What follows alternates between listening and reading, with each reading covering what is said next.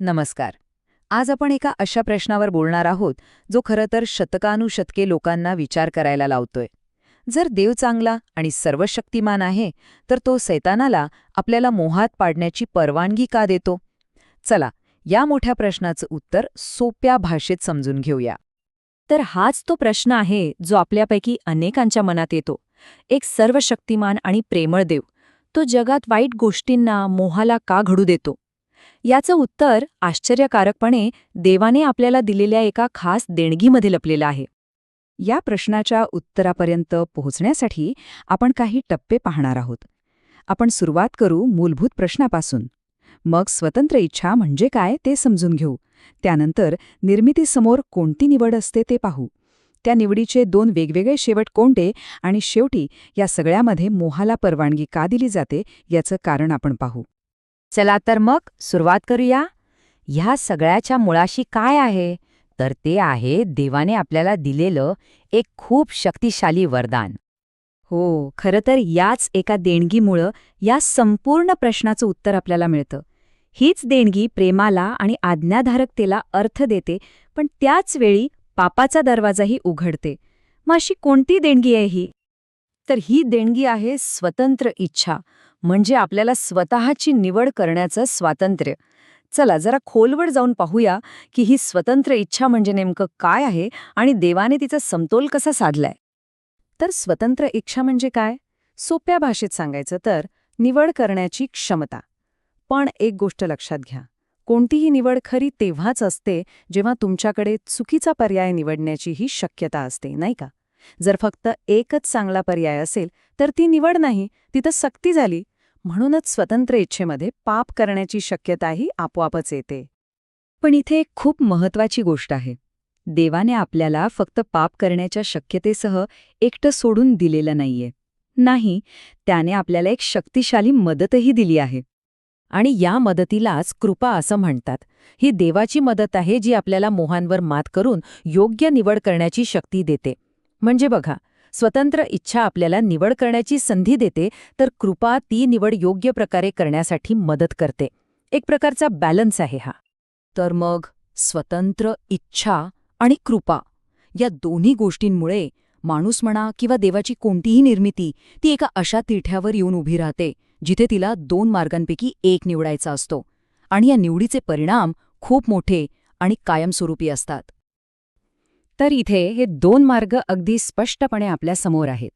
एक आहे कृपेचा स्वीकार करण्याचा, जो आपल्याला पापावर विजय मिळवून देतो, क्षमा देतो. आणि दुसरा मार्ग आहे कृपेला नाकारण्याचा, जिथे लोभ म्हणजे स्वार्थी इच्छा माणसाला पापाच्या मार्गावर घेऊन जाते. आणि जेव्हा कृपा नाकारली जाते तेव्हा काय होतं? तेव्हा पतनाचा प्रवास सुरू होतो. सुरुवात होते एका छोट्याशा स्वार्थी इच्छेतून, म्हणजे लोभातून.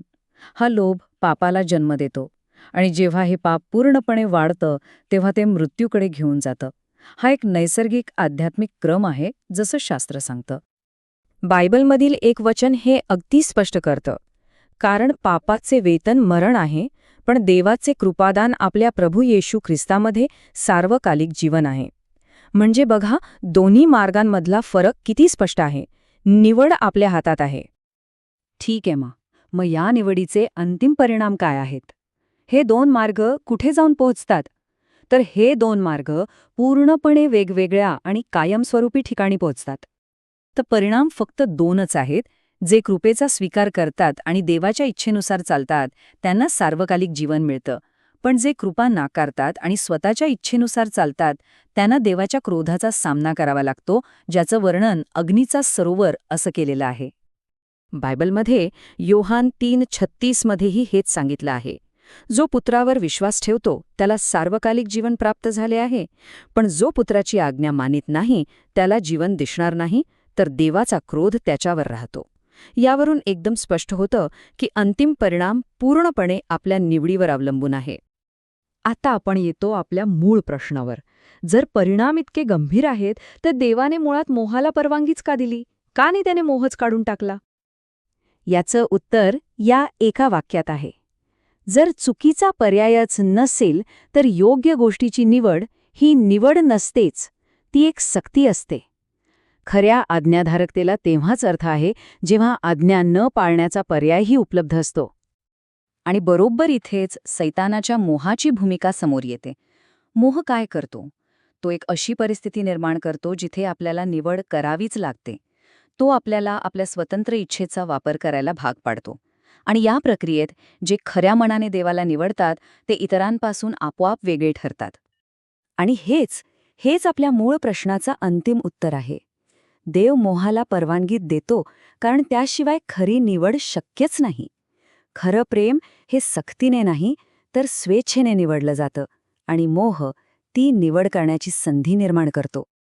मोहाशिवाय भेद नाही. खरं तर या एका वाक्यात सगळं काही आलंय. मोह हाच तो घटक आहे जो दोन गटांमध्ये फरक करतो. एकीकडे ते जे कृपेने देवाला निवडतात आणि दुसरीकडे ते जे स्वार्थी इच्छेने त्याला नाकारतात. या फरकाशिवाय निवडीला काहीच अर्थ उरत नाही. म्हणजे थोडक्यात सांगायचं झालं तर देव आपल्या स्वतंत्र इच्छेचा आदर करतो. त्याने आपल्याला निवड करण्याची क्षमता दिली, योग्य निवड करण्याचं सामर्थ्य दिलं आणि दोन्ही निवडींचे परिणामही अगदी स्पष्टपणे सांगितले.